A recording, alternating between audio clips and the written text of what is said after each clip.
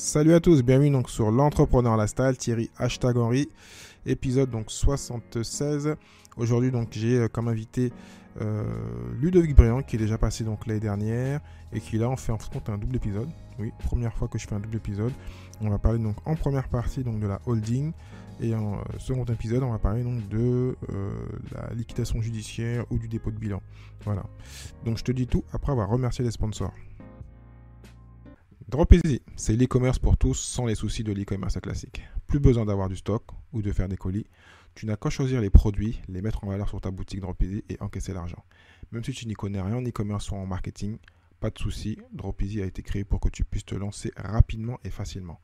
Lance-toi dans le dropshipping de qualité avec Dropeasy. Ils ont des partenariats avec des fournisseurs européens et des produits de grande qualité. C'est pour cela qu'ils t'offrent une formation complète. Il te suffit de tester gratuitement pendant 14 jours aujourd'hui avec le lien suivant. Thierry-du6henry.fr/Dropeasy. Thierry-du6henry.fr/Dropeasy.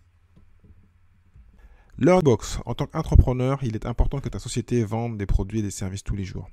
Que tu sois entrepreneur, infopreneur, n'importe quel business en ligne, tu pourras créer, vendre et automatiser ton savoir en ligne. Learnybox est le meilleur couteau suisse pour entrepreneurs. Cela va tout simplement faciliter la réussite de ton e-business. C'est un service à toute épreuve pour ta réussite. Grâce à Learnybox, tu vas développer ton activité avec l'esprit tranquille. Donc, si tu veux donc avoir 14 jours d'essai gratuit, je te conseille donc d'aller donc sur le lien suivant thierry-du6henry.fr/lbx, donc thierry-du6henry.fr/lbx. Tu pourras donc trouver tous les outils nécessaires pour vendre plus en automatique 24 heures sur 24 dès aujourd'hui. Donc de retour donc pour l'épisode avec donc Ludovic Briand. Mais avant ça, donc je vais quand même te remercier donc de supporter le podcast. Je vais te demander donc si possible donc de commenter et de partager si bien sûr tu aimes bien l'épisode et donc bien sûr de cliquer donc un petit pouce si tu es sur YouTube. Donc pour revenir donc à Ludovic Briand, si tu le sais pas et que tu es nouveau, que tu n'as pas vu l'épisode de l'année dernière, il a créé plus de 100 sociétés, il a une grande partie donc dans l'immobilier, une partie donc dans la construction et dans d'autres business. Et donc pourquoi on parle de l'holding? Parce qu'il en a créé plusieurs, et tu le verras dans l'épisode, il en a même créé peut-être un peu trop, c'était pas bien organisé, mais voilà, il s'y connaît.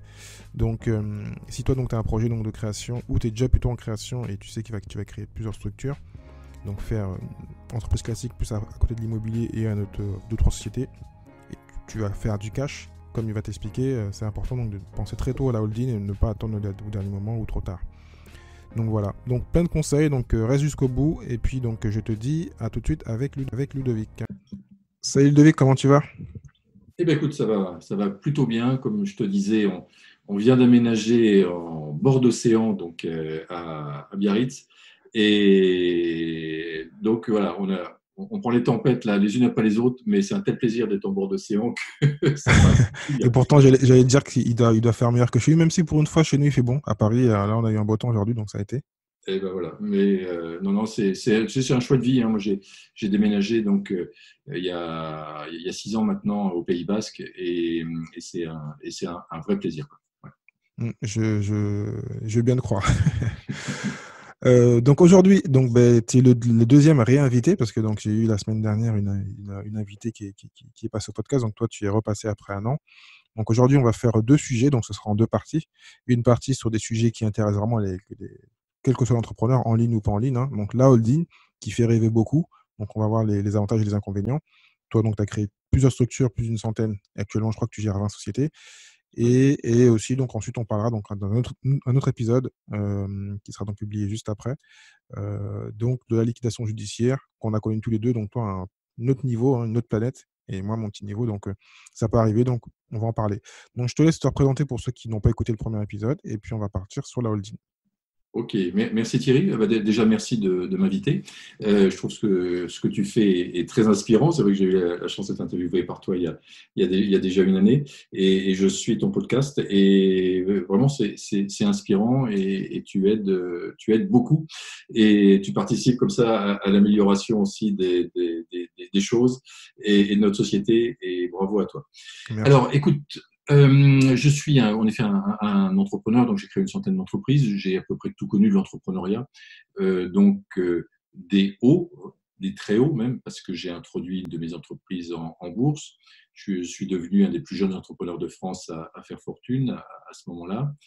Et puis, voilà, alors que j'aurais pu vivre tranquillement de mes placements, entre autres de mes placements immobiliers, eh bien, j'ai décidé de recréer un groupe parce que en fait, j'avais des choses à prouver, j'avais des choses à me prouver à moi, j'avais des choses à prouver également aux autres. Donc, j'ai recréé un groupe qui était présent à la fois dans l'immobilier, dans la promotion immobilière, dans l'hôtellerie. On a exploité jusqu'à 40 établissements hôteliers et dans la construction bois. Donc, on construisait des gros édifices en bois, des écoles, des hôtels, des logements sociaux, voilà, des choses comme ça.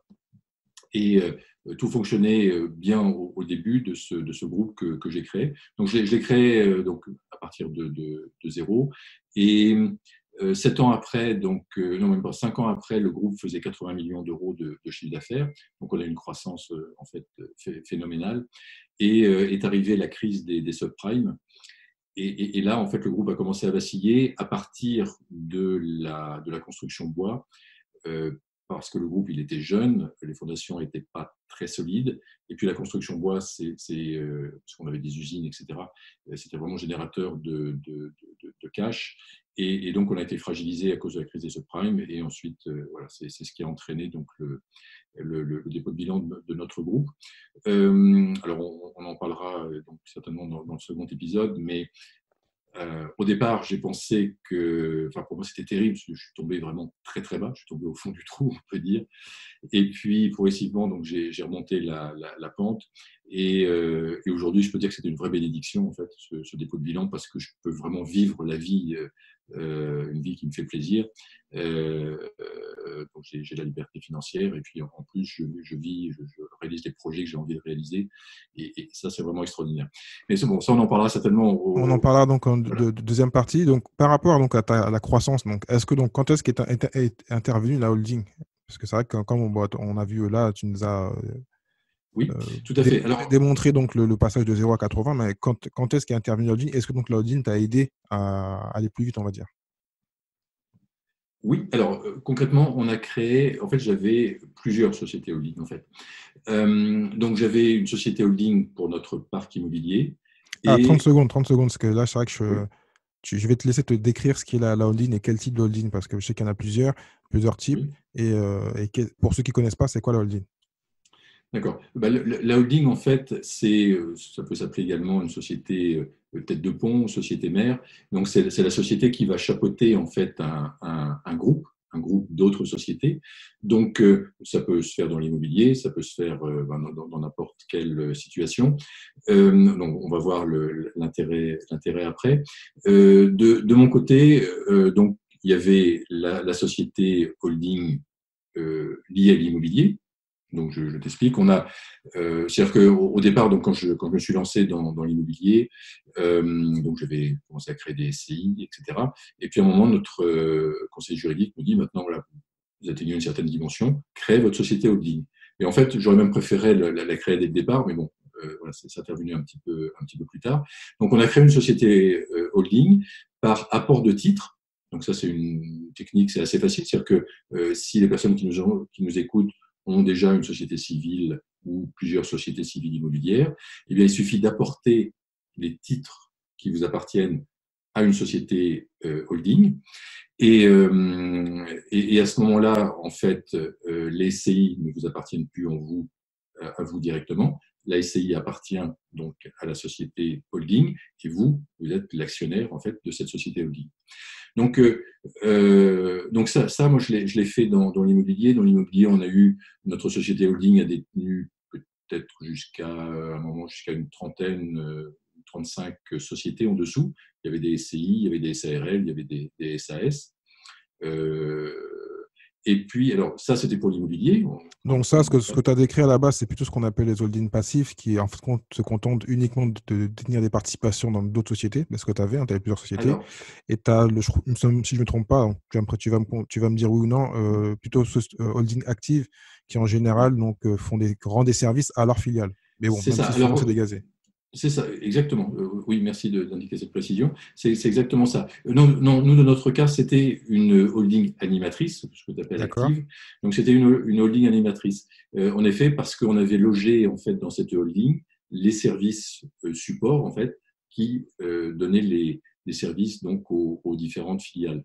Donc, Et les en plus, services. tu as aussi dit, enfin, pour préciser, tu as aussi dit groupe, parce qu'en fait, quand on dit holding, il faut bien dire que c'est plutôt des groupes. Et c'est pour ça que toutes les grandes sociétés, on dit en général, qui ont souvent de holding, on dit groupe, parce que il faut avoir logiquement deux, trois structures qui ont du cash.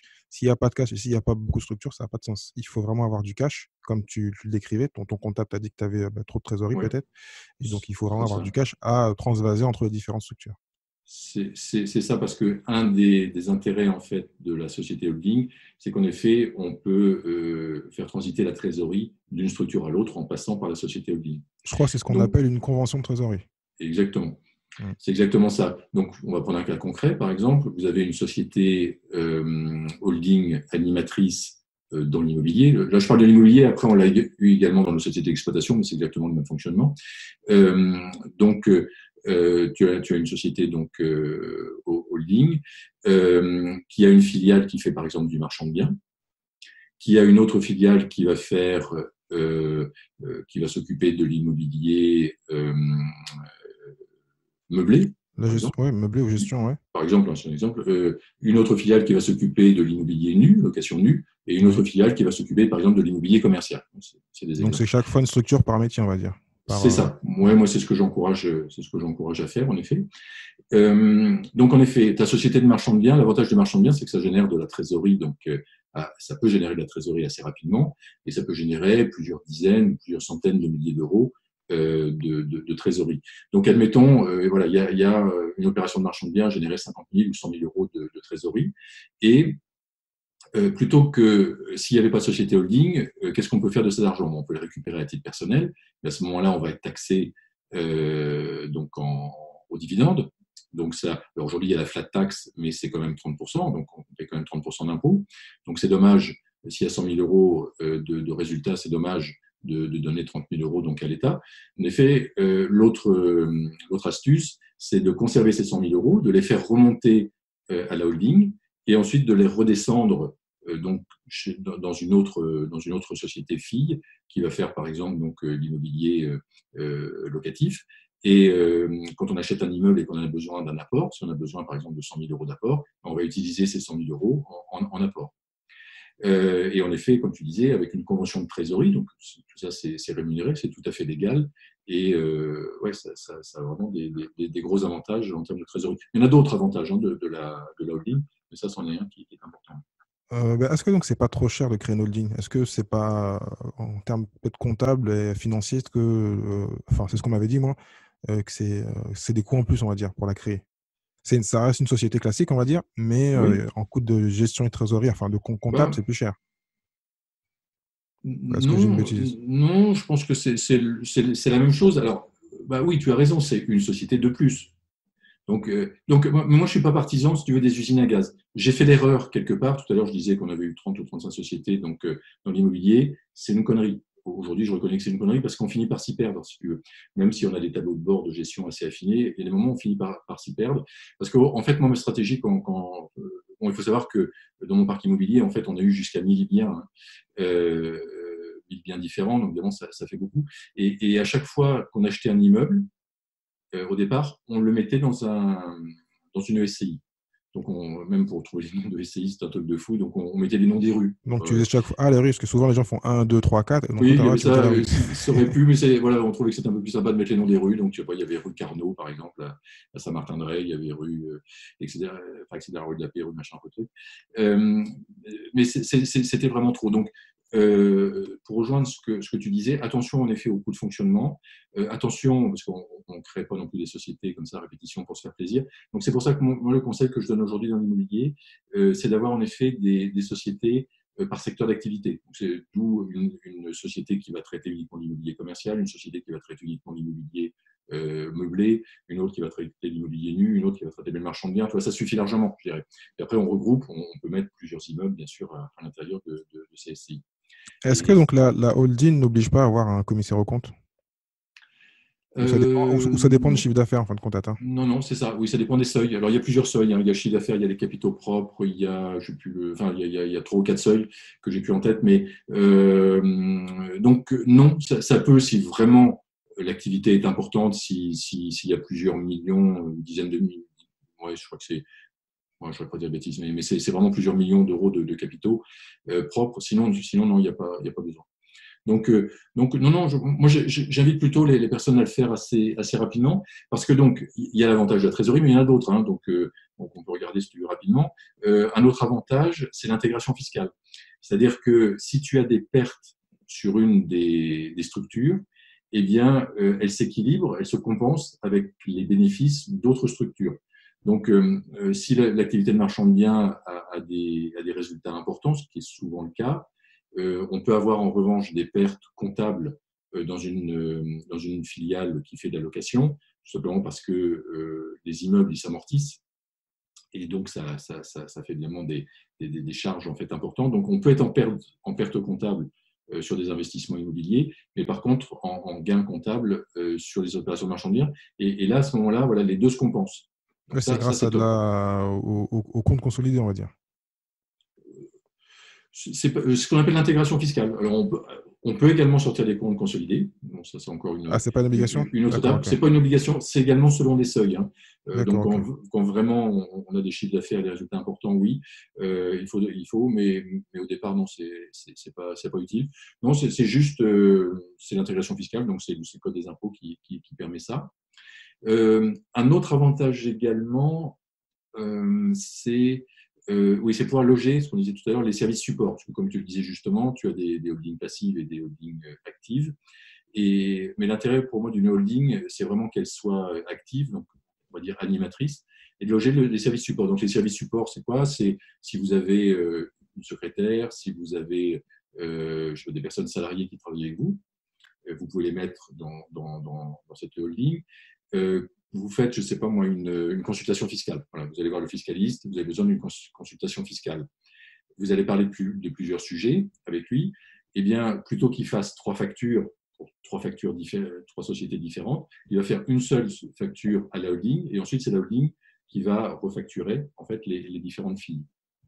D'accord. C'est aussi Voilà. bien, je crois, aussi pour la transmission. Je crois que c'est le pack du Troy, quand on transmet Et la complètement, structure. exactement, et exactement, qui favorise en effet la transmission. Tout à fait, c'est très juste, mais à ce moment-là, il faut avoir en effet ses enfants, par exemple, dans l'actionnariat, mais tout à fait, oui, c'est exactement ça. C'est un autre avantage. Ce qui est très connu aussi, je crois que c'est pour la revente, parce que ben, moi j'ai le cas, parce que je crois que je t'en avais parlé la dernière fois, où j'ai vendu les parts d'une boîte, même si bon, c'est toujours pas fait malheureusement.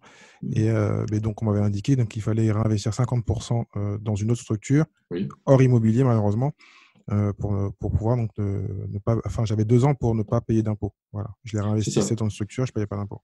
C'est ça. Alors, hors immobilier, sauf si c'est de l'immobilier commercial. Ah ben je C'est-à-dire savais pas. que, ouais, enfin, attends, je précise les choses. Je veux dire que si tu achètes, par exemple, un hôtel, si tu achètes les murs et le fonds de commerce, hein, enfin, si tu achètes une société dans laquelle il y a les murs et le fonds de commerce, par exemple, d'un hôtel, Oui. et bien là, c'est accepté. Voilà, donc on peut éventuellement, en effet, par certains biais, Et si tu prends investir dans alors, l'immobilier. alors par rapport à ce que tu dis, si tu prends un immeuble de rapport et que tu le loues, Non, là, ça ne fonctionnera pas. Là, même ça si tu sera fais pas. même si tu fais du Airbnb à l'intérieur. Non, à mon avis, ça ne fonctionnera pas. Ah, Il faut avoir à ce moment-là des services, en fait, comme les services hôteliers. d'accord, Donc ok, oui, je vois. ça fonctionne si tu donnes tous les services hôteliers, tu sais, la fourniture de linge, de petit déjeuner, etc., etc. Donc c'est plutôt Voilà, hôtel et maison d'hôte alors. Il faut vraiment avoir une vraie maison d'hôte ouais, qui est. D'accord. c'est ça, aux résidences de tourisme avec service. Là, ça peut fonctionner. Ça peut également fonctionner aussi, je pense, si tu rachètes une société de marchand de biens qui existe. Ah, je Euh, savais pas. mais D'accord. parce que là également, c'est une activité commerciale, le marchand de biens. Donc,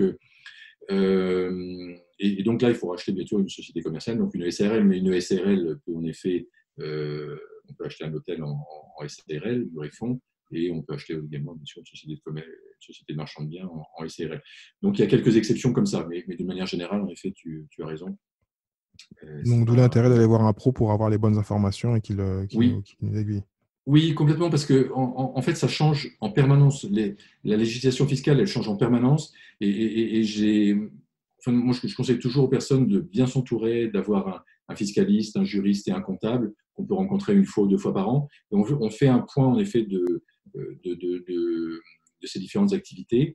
Et puis, et lui-même, hier, tiens, je te donne un exemple, c'était hier. Nous, notre fiscaliste, c'est Fidal, donc dans le sud-ouest, et on lui a reposé la question le, sur le LMNP, les seuils, les machins, les trucs, parce qu'on sait que c'est en train d'évoluer. Et lui-même, pourtant c'est son job, il fait que ça. Il n'était pas sûr de lui. Il a dit bon, écoutez, je regarde, je vous fais une consultation. Donc, tu vois, c'est même quand on contacte quelqu'un d'hyper spécialisé, il n'a pas non plus toutes les réponses immédiates. Et ce qui est normal aussi, hein, parce que le Bah, code des surtout en France, impôts. ouais, ça n'arrête pas de changer à chaque fois. Oui, Donc, oui, puis le code des impôts est quand même volumineux, donc c'est tout à fait logique. Donc oui, il faut demander conseil et je pense que voir un fiscaliste au moins une fois par an pour faire un point quand on est entrepreneur ou investisseur immobilier, pour faire un point de ses activités, c'est top. parce que là, tu parles de fiscaliste, du jury, donc ça peut être, pour certains qui sont un peu petits, ça fait un peu peur. Et donc toi, tu dirais à quel montant, à partir de quel montant, c'est vraiment intéressant de faire tout ça, parce que la personne qui a un petit immeuble de 5 Ah, appartements ou 6 appartements, est-ce que ça vaut le coup? ben oui, oui, ça ne sera pas la même consultation, mais alors s'il a uniquement un appartement, en effet, locatif. Bon, ça, ok, là, je suis d'accord que ça n'a pas énormément d'intérêt. Mais si c'est quelqu'un qui a, comme tu disais, un immeuble avec 5 appartements, mais qui souhaite à l'avenir en acheter d'autres, ou qui souhaite se lancer dans l'entrepreneuriat, ou bah, toi, dès qu'il y a une notion un peu d'entrepreneuriat ou de multiplier les investissements immobiliers, même si on n'a que quelques apparts au départ, oui, ça vaut le coup parce que sinon on risque de faire des erreurs. Donc autant prévoir l'avenir. Toi, la société holding dont on parlait, il ne faut pas attendre d'avoir des dizaines de biens immobiliers pour la créer, on peut la créer avant. Ou simplement, si on est déjà entrepreneur, même entrepreneur individuel, hein, on est entrepreneur individuel, on a un immeuble ou 1 ou 2 appartements, mais on veut aller plus loin, bah, ça peut valoir le coup d'avoir une consultation avec un fiscaliste. Alors oui, ça va coûter 500 euros ou 1000 euros, mais derrière, on peut économiser tellement de temps et tellement d'argent que pour moi, ça vaut la peine. Vraiment, oui. Ouais, disons que c'est un investissement et comme tu dis, c'est un rendez-vous. En fin de compte, on a sa référence, mais c'est pas quelqu'un qu'on paye tous les mois. On le voit une fois pour une Non, consultation et puis après, c'est fini.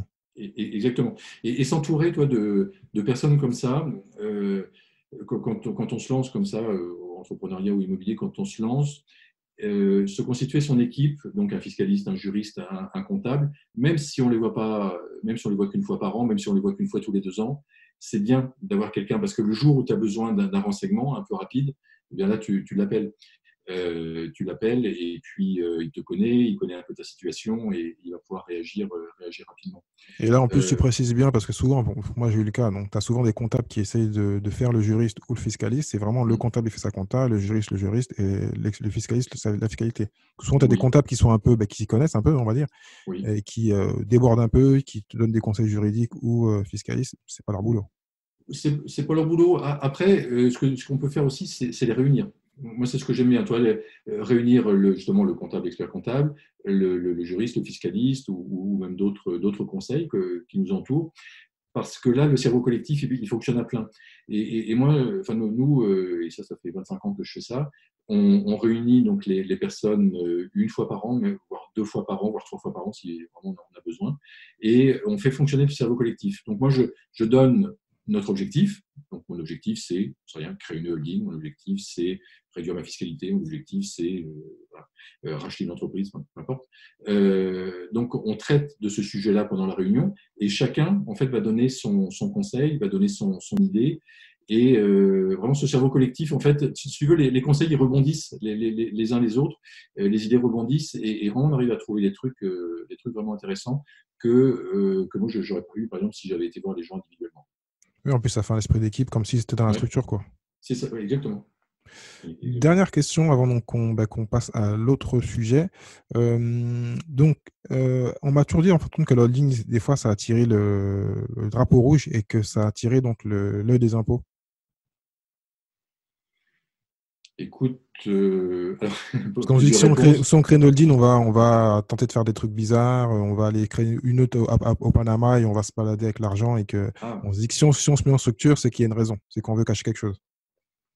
Euh, ouais, je ne partage pas forcément. Enfin, écoute, alors, je vais te faire plusieurs réponses. Bon, moi, j'ai jamais eu un indice, en tout cas, lié à ça. Enfin, j'ai jamais eu l'indice qu'un contrôle fiscal, par exemple, a été déclenché parce qu'on était avec une société holding. Je pense qu'aujourd'hui, c'est quelque chose de tellement courant que je suis pas sûr. Après, le Panama, etc., c'est complètement autre chose.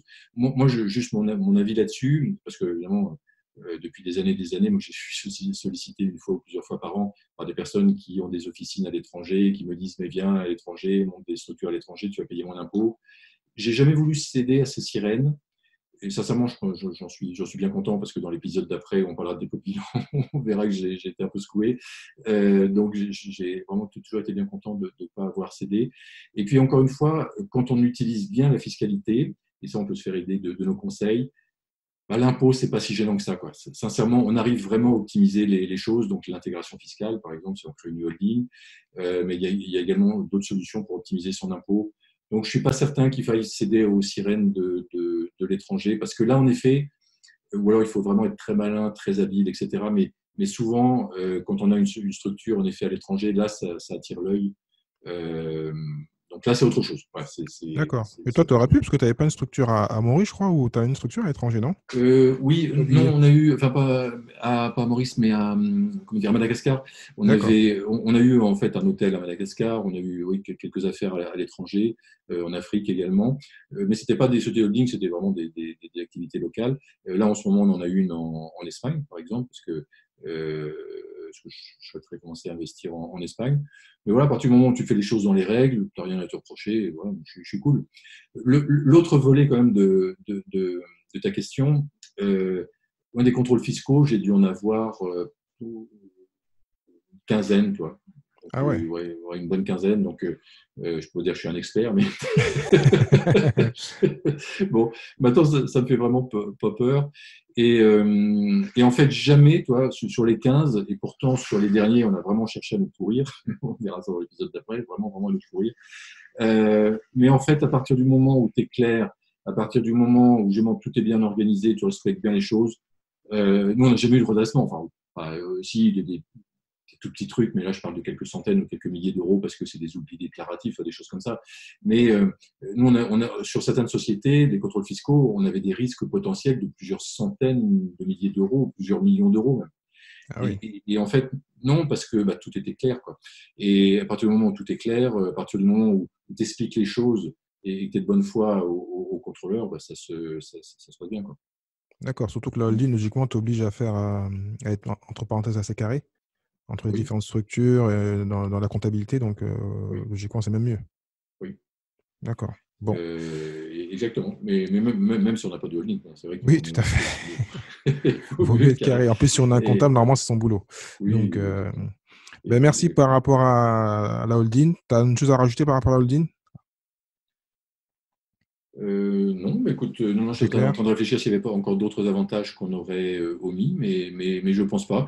Non, voilà, simplement, pensez-y, même si si vous souhaitez vous lancer dans l'entrepreneuriat ou si vous souhaitez vous lancer voilà, dans l'investissement immobilier, pensez-y, parce qu'il y a pensez-y assez tôt, parce que ça a plein d'avantages.